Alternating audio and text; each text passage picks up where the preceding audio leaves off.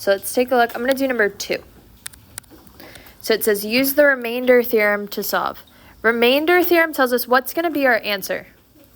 Just the remainder. So we're just looking for the remainder for our answer. For number 2, what's going to go outside of the box? 5. So if it says f of 5 or x equals 5, you put exactly what it says outside the box. Now in the box, I put 4, negative 16, what else? 5, 0, 9. Awesome. We're missing that x term, so I need to make sure I put a 0 in that spot. So now we're just going to use synthetic division. So we drop down the 4, multiply, we get 20, add, we get 4, multiply 20, add 25, multiply, this would be 125, 125, multiply would be 625, and 625 plus 9 would be 634. So what would our answer be? Awesome. You can say f of 5 equals 634. But what I'm looking for is that 634. Just be very careful with the math here. I think the most common mistake that people made on the quiz was just sign errors. They missed a negative, something like that, and then it just threw off the whole rest of the question. So just be super, super careful with the math here. All right, let's look at number 4. Here we're going to use the rational root theorem to find all the real roots. What's the rational root theorem? Awesome, last over first.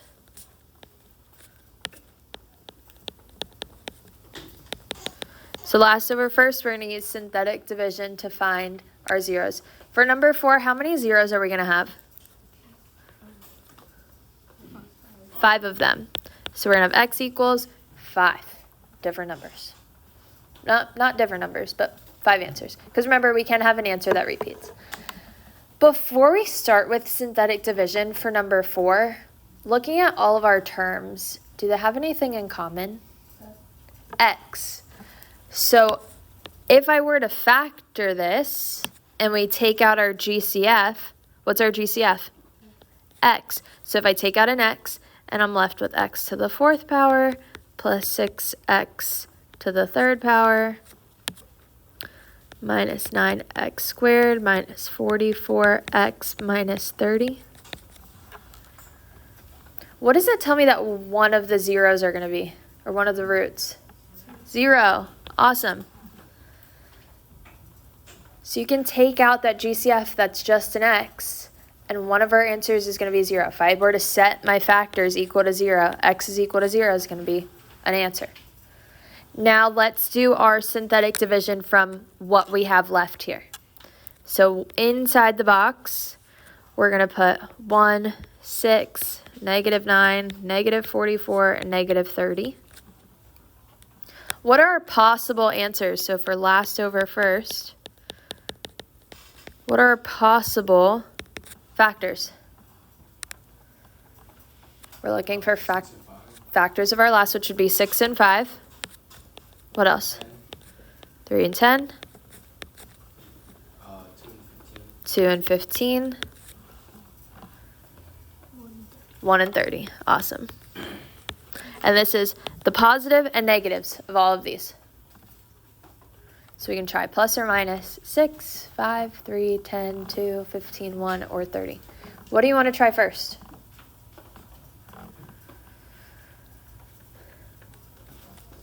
Sure, let's try 3.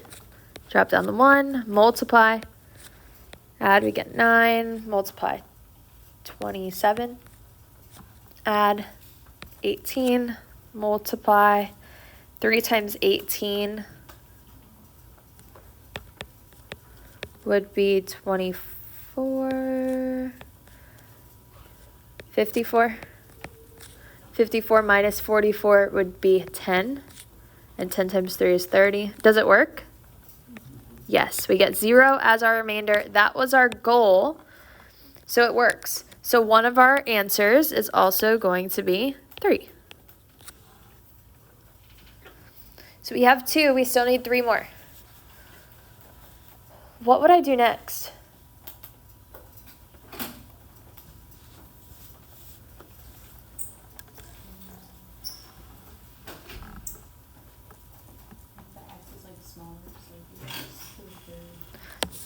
This would be x to the third plus 9x to the second plus 18x plus 10. Does this factor? No. So what would I do to find the rest of my answers? We're going to do last over first again, but we're going to put these coefficients now in our box. So 1, 9, 18, and 10. Now our last number changed, so that eliminates some of our possible options for last over first. So 6 isn't a factor anymore, 3 is not a factor, 15 is not a factor, and 30 is not a factor. So now we're only trying plus or minus 1, 2, 5, and 10. What do you want to try next? Sure, let's try -1. Drop down the 1, multiply, we get 8. Multiply -8, add 10, multiply -10. Does it work? Yes. So -1 is also an answer. Now from here, we have x squared plus 8x plus 10. Let's see if we can factor. Do we have 2 factors of 10 that add to 8?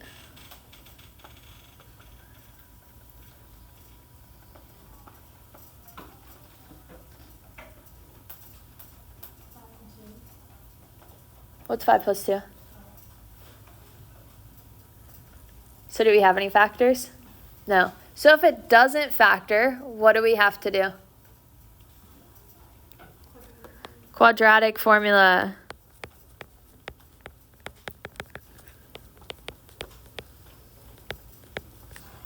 So we have to use the quadratic formula to find our remaining answers. Make sure you know the quadratic formula for your test tomorrow. So -b plus or minus the square root of b squared minus 4ac over 2a. So our a would be 1, b is 8, and c is 10. So let's plug it in. -8 plus or minus the square root of 8 squared minus 4 times 1 times 10 over 2 times 1. So when we simplify, I'm going to simplify under my radical first. This would be 64 minus 40. What's 64 minus 40? 24. So -8 plus or minus the square root of 24 over 2. Now let's see if we can simplify this some more. The square root of 24. What are my factors of 24? 6 and 4. And then we're breaking it down. So we only need 2 factors, and we can break it down from there. If you said 8 and 3, you'll end up with the same factors anyways. What are factors of 6? 2 and 3, and factors of 4? 2 and 2. So we circle our pairs. So we have a pair of 2's. We have a remaining 2 that doesn't have a pair, and a remaining 3 that doesn't have a pair, so we multiply those, and they have to stay on the inside. So this would simplify to 2 square root 6. So -8 plus or minus 2 square root 6 over 2. Now can we simplify this? Are you sure? Do all 3 of our whole numbers have a common factor? Yeah, what goes into 8, 2, and 2? 2. So we can divide all 3 of our whole numbers by 2. So all 3 whole numbers have to be divisible by the same thing if you're going to simplify. So we're going to divide them all by 2. We get -4 plus or minus 1 square root 6, which would just be square root 6, over 1, which we don't need. So our remaining 2 factors would be -4 plus square root 6 and -4 minus square root 6. If you want to leave it as plus or minus, that's totally fine. I just split it up to show you these are our 5 answers.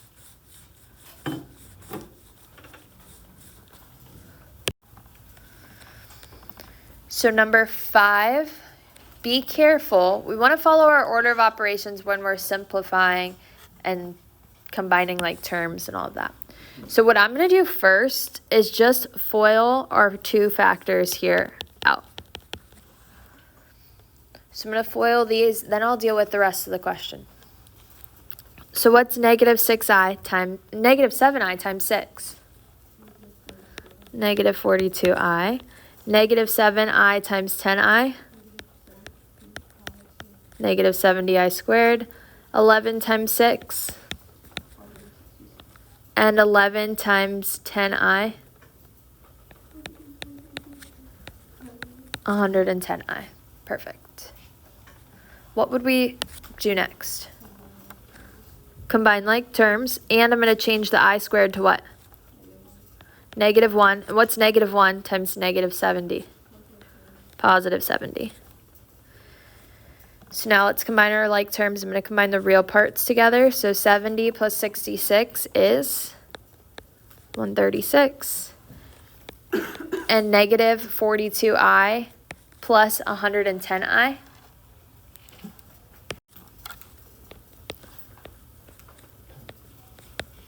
68i. Now, this is still, I'm going to put it in parentheses because we have negative 8 minus this. What would I do next? Awesome. Distribute the negative. So negative 8 minus 136 minus 68i. What do we do next? Combine like terms. So negative 8 minus 136. Negative 144 minus 68i. Awesome. When you write your answer, make sure the real part comes first and the imaginary part is second. Right, next page. Let's take a look at 7. So we can't have an imaginary number in our denominator. How do we get rid of it? We multiply by the conjugate. So what's the conjugate of 10i minus 2? 10i plus 2. So I'm going to multiply the top and the bottom by 10i plus 2. Yes? Isn't it not in standard form? It's not, but when we do the simplifying, it'll work out. We'll make sure we leave our answer in standard form.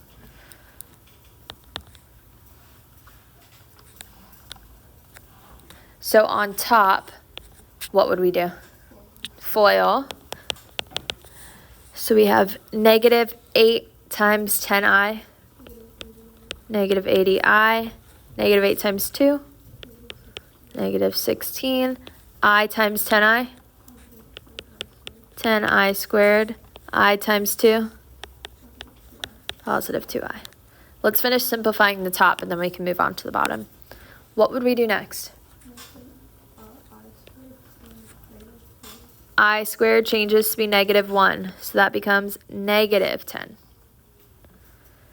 Then we can combine our like terms. Negative 16 minus 10, negative 26, and then negative 80i plus 2i, negative 78i. Perfect. So that's on top. Now let's do the bottom. You can FOIL out the bottom, or you can use your conjugate shortcut, which is a squared minus b squared. So our a here would be our first term, so 10i squared, minus our b is the second term, so that would be 2 squared. It's always minus in the middle. Now for 10i squared, we have to be careful. We need to square the 10 and square the I. So what's 10 squared? 100. So we have 100i squared minus, what's 2 squared? 4. What's I squared? Negative 1. So this changes to be negative 1. What's negative 1 times 100? Negative 100. So we have a negative 100 minus 4, which would be negative 104.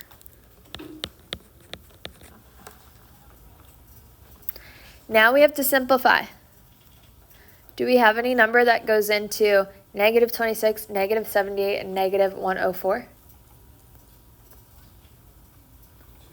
2. What's maybe a little bit better than just 2? Look at all three of our terms. What do they have in common? What do they have in common?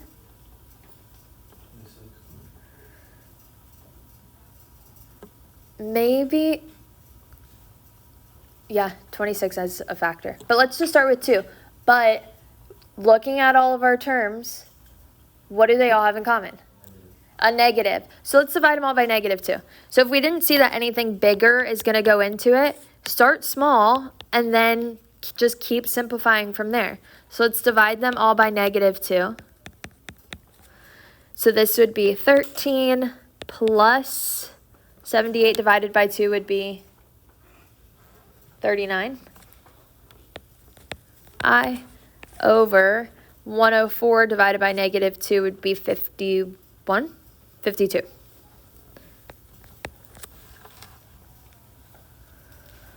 Now we have to make sure we don't have anything else that goes into it. Does anything else divide into 13, 39, and 52? 13. We can divide them all by 13. 13 divided by 13 would be 1, plus 39 divided by 13 is 3i, and 52 divided by 13 is 4. So always, always, always make sure you simplify as much as you can. If you wanted to simplify from the start and divide them all by 26, that's fine. But if you don't see right away that 26 goes into all of them, then start small. Doesn't matter. You can leave your answer like this on the test. WebAssign was a little bit picky with how it wanted its answer, so it wanted as 1 over 4 plus 3i over 4. Either way is fine. I'm okay with just keeping it all together as one fraction. All right, number 8, we're solving. What would we do here? Awesome. We want to add the 7x squared to move it to the other side because we see that we have an x squared and an x, so we know that we have to factor. But if we're going to factor, we need it to be equal to 0 first. So we got to put all of our terms on one side. So I'm going to add 7x squared to move it to the other side. So 7x squared minus 6x plus 2. How would we factor here? For leading coefficients not 1, what would we do? Multiply the first times the last, we get 14. Do we have any factors of 14 that add to negative 6?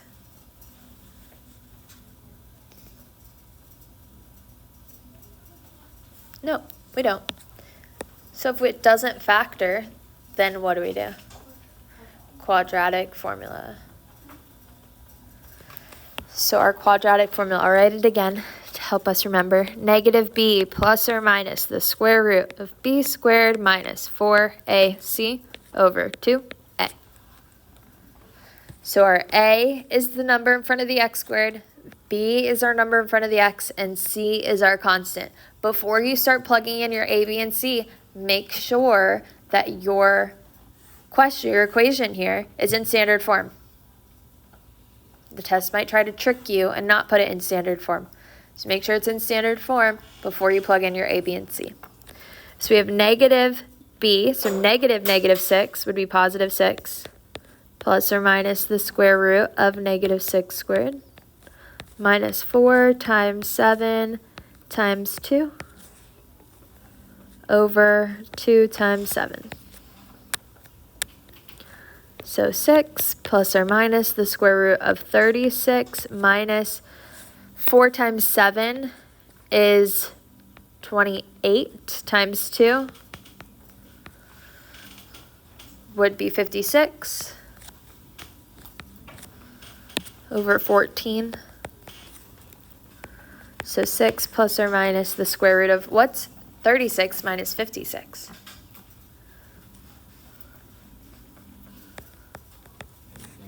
Negative 20 over 14.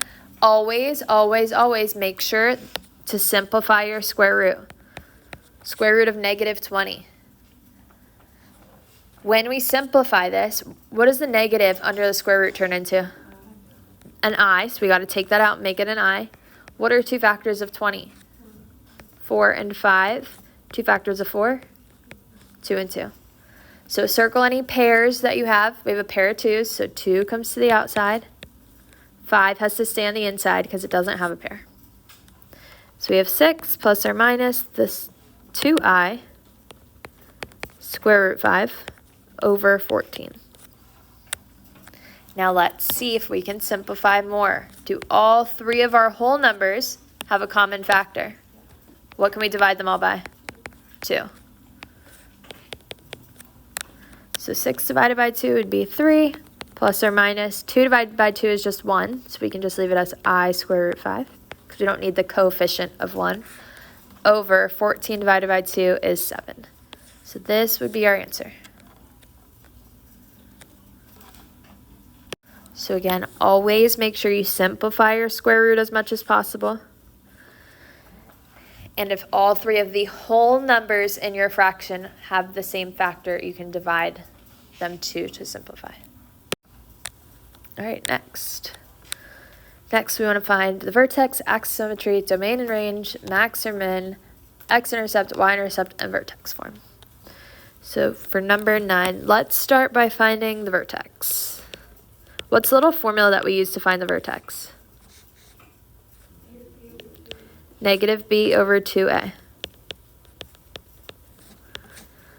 So that helps us find the x in our vertex, and then we plug that in to find our y. So we have a, b, and c.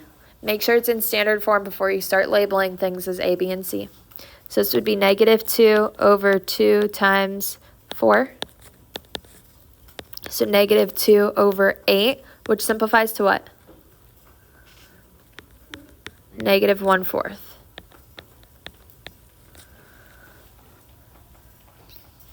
Perfect, we can practice our fractions. So negative 1/4 is our x. How do we find y? Plug it into the x's in our equation. So 4 times negative 1/4 squared plus 2 times negative 1/4 plus 1. Be careful here. A lot of weird math I saw on the quiz. Make sure you follow your order of operations. First, we have to do our exponent. Negative 1/4 squared, we're squaring the top and squaring the bottom. So negative 1 squared is 1, and 4 squared, 16. Times 4, so this would be 4 over 16. What does 4 over 16 simplify to? 1/4. So 1/4 plus, or actually this would be minus because it's a negative, so minus 2 over 4 plus 1. I could simplify the 2 over 4, but what do I need when I'm adding my fractions? A common denominator. So here, I'm going to make everything have a common denominator of 4. So I'm going to change 1 to be what? 4 over 4. Awesome. Now we can just add all of our numerators together, and our denominator is just going to be 4. So 1 minus 2 would be negative 1 plus 4, 3. So we get 3 over 4. So our y would be 3 over 4. All right, so our vertex is negative 1/4, comma 3/4.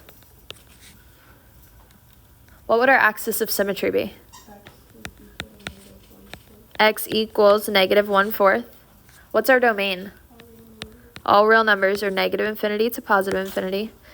Our range, it depends on if our graph opens up or opens down. How does our graph open here? It opens up. So you can plot your point if you want, or just draw your graph opening up. Our range would be from where to where? 3/4. Awesome. 3/4, it's a bracket because we're including that number, and our graph is pointing up to infinity, so 3/4 to infinity.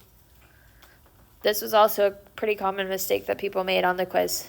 I think the example that we did in class went to negative infinity because it opened down, so then everybody on the quiz put negative infinity. Not everybody, because some people got it right, but just it depends on which way your graph opens. So is our vertex here at the maximum or minimum? It's at the minimum. What is our minimum value? 3/4. It's always your y.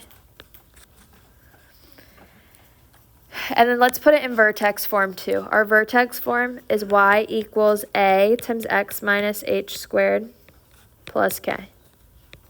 Our vertex is our h and k. H comma k. And what's our a?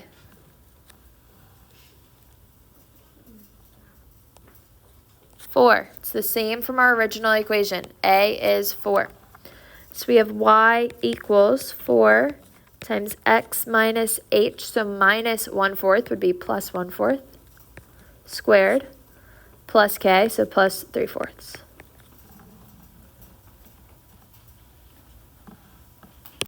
How do we find the x-intercept? Plug 0 into y. So 0 equals 4x squared plus 2x plus 1.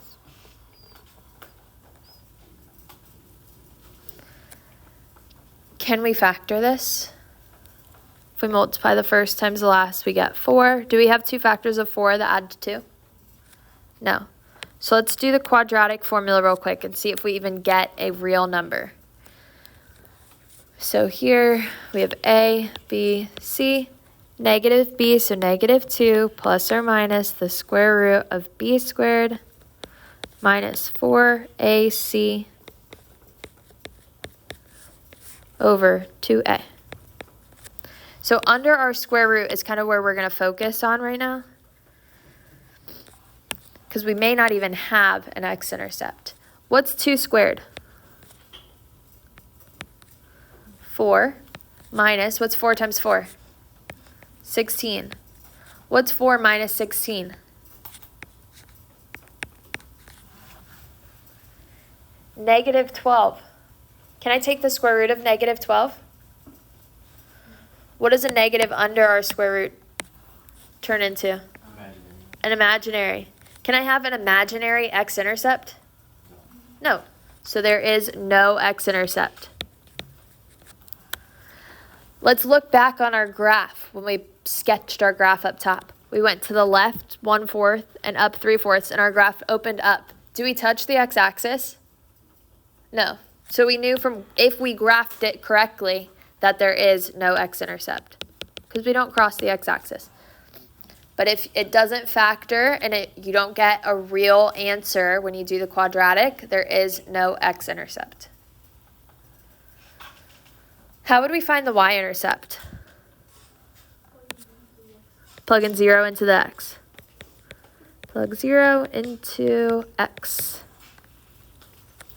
So we have f of x, or you can say y, equals 4 times 0 squared plus 2 times 0 plus 1. So this would be 0, and this would be 0. So f of x equals 1. So how would we write the y-intercept?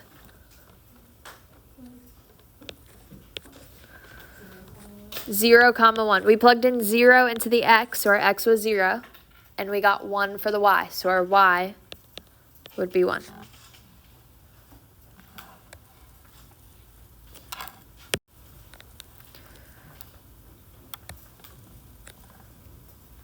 Let's do 10 also.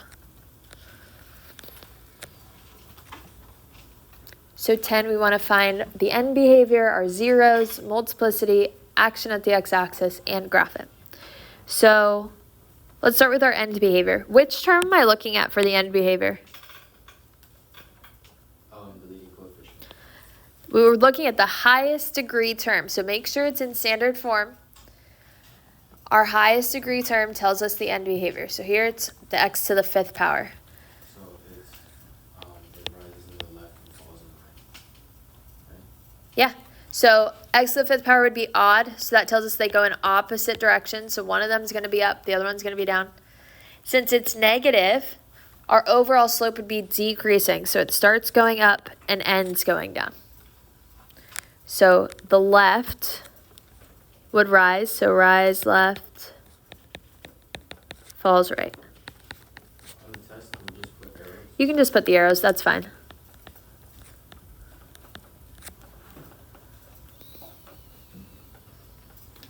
Now let's find our zeros.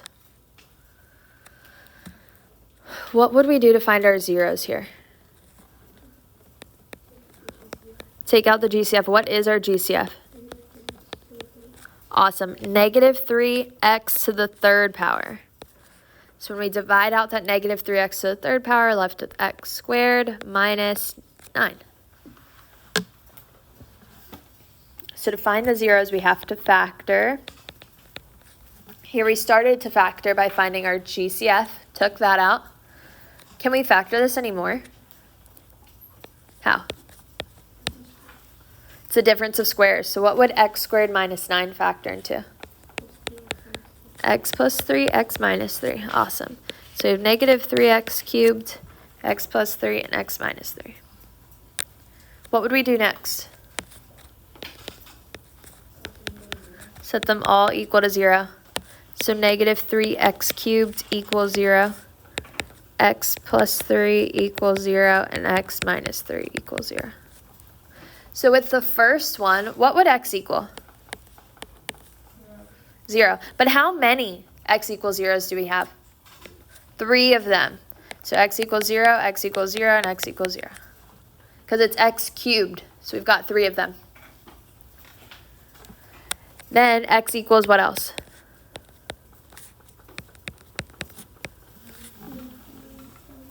Negative 3 and positive 3. Perfect. So for our zeros, if you want to, write it 3 times to help you with the multiplicity. You don't have to, but I would recommend if you have 3 zeros, write them 3 times.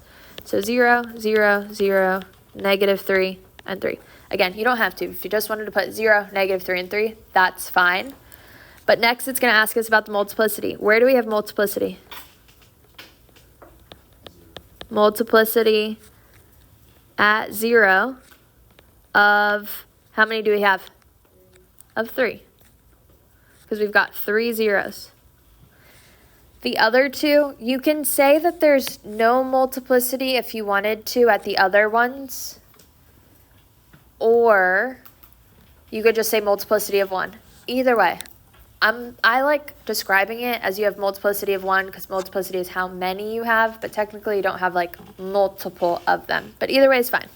So we also have multiplicity of 1 at negative 3 and multiplicity of 1 at 3.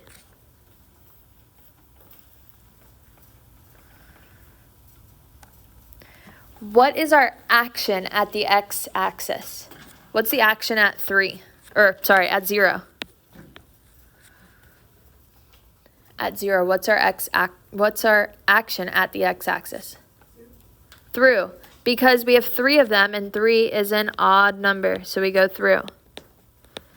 So you could say through, at 0. What about at 3 and negative 3? How many of them did we have? 1. And is 1 even or odd? Odd. So since we have odd multiplicity, we also go through. So we go through at 0, negative 3, and 3. And then let's graph it. So I have a point at 0, a point at negative 3, and a point at positive 3.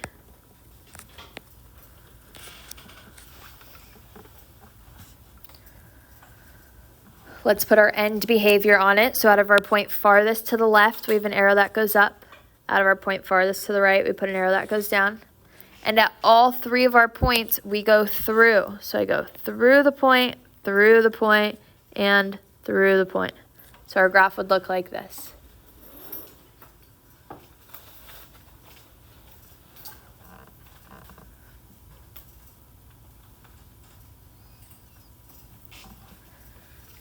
Any questions here? So remember, if we have odd multiplicity, we go through. If we have even multiplicity, so an even amount of that answer, we touch and turn. An example of touching and turning on the graph would look like this. If we had, let's say, a point here, it would kind of bounce off of that point, or bounce off of that point. So it doesn't go through the x-axis, it just touches and turns around.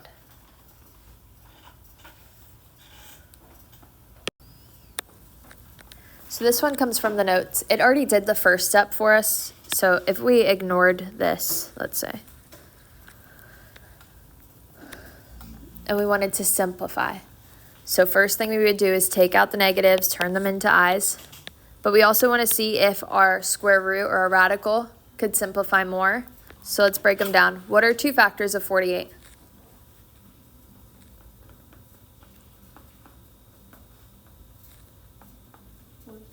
4 and 12. And 2 factors of 4? And 2 factors of 12? And then 4 breaks down into 2 and 2. So we circle whatever pairs we have. So I have a pair of 2 and a pair of 2's. So how many 2's are going to come to the outside? 2. So what's 2 times 2? 4. So outside we have 4i. What has to stay on the inside? 3. 3 did not get circled. So then minus, let's do the same thing here. What are 2 factors of 27? 3 and 9. 2 factors of 9? 3 and 3.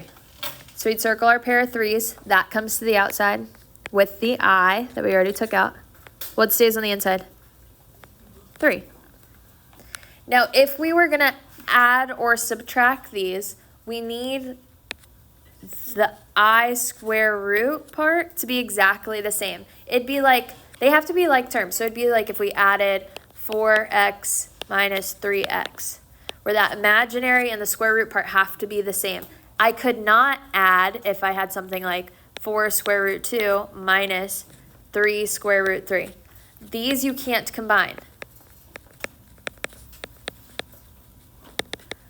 But if the square root part and the imaginary part, if they both have i's and they both have the same square root part, we can combine them. What's 4i square root 3 minus 3i square root 3? Awesome. It'd be 1i square root 3, which is just I square root 3. So it needs that same complex part in order to be like terms, in order to add them together.